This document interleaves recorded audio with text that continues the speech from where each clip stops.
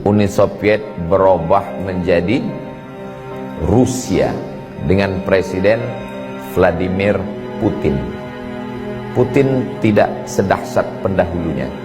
Dia masih mau meresmikan masjid bersama dengan Erdogan. Dia tidak mengusik Islam. Bukan berarti saya pro Putin.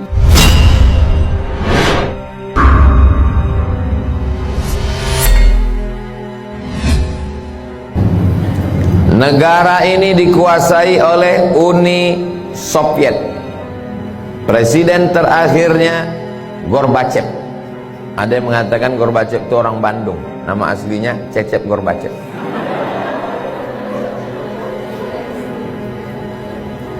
Kita tahu bahwa Uni Soviet komunis,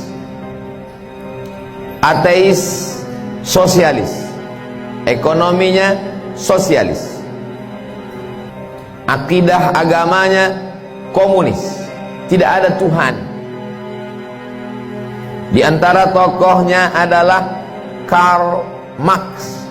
Pemikirannya disebut dengan Marxisme, mengatakan Tuhan tidak pernah menciptakan manusia. Manusia itulah yang membuat Tuhan dalam pikirannya. Kata Marxis, Tuhan itu, agama itu hanya opium, candu. Sama seperti orang kecanduan narkoba, begitulah orang mabuk agama. Tuhan tidak pernah ada, kata Karl Marx. Negara-negara jajahannya tidak boleh membaca Quran. Quran dibakar, ulama-ulama dihabisi, agama tidak boleh berkembang.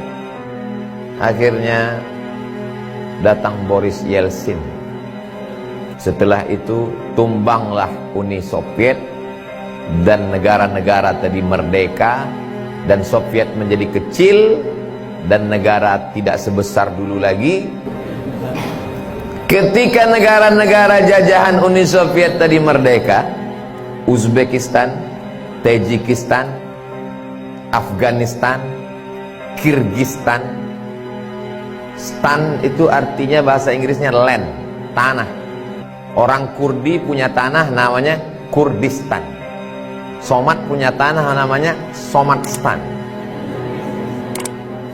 Tajikistan, Uzbekistan, Kazakistan, Kirgistan, Tajikistan, Afghanistan merdeka.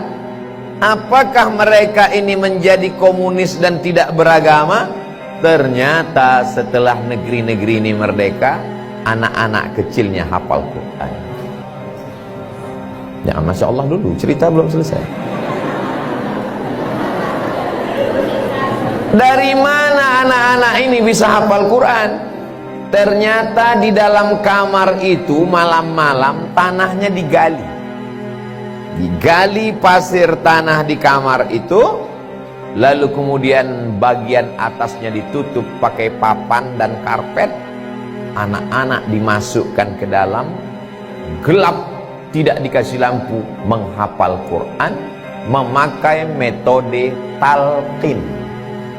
Guru membaca, murid mendengar. Uni Soviet berubah menjadi Rusia dengan Presiden Vladimir Putin. Putin tidak sedahsyat pendahulunya. Dia masih mau meresmikan masjid bersama dengan Erdogan. Dia tidak mengusik Islam. Bukan berarti saya pro Putin. Lalu dari 3 contoh sampel tadi, yang pertama Tunisia, yang kedua Uni Soviet, yang ketiga Turki. Ini akan masuk ujian akhir semester.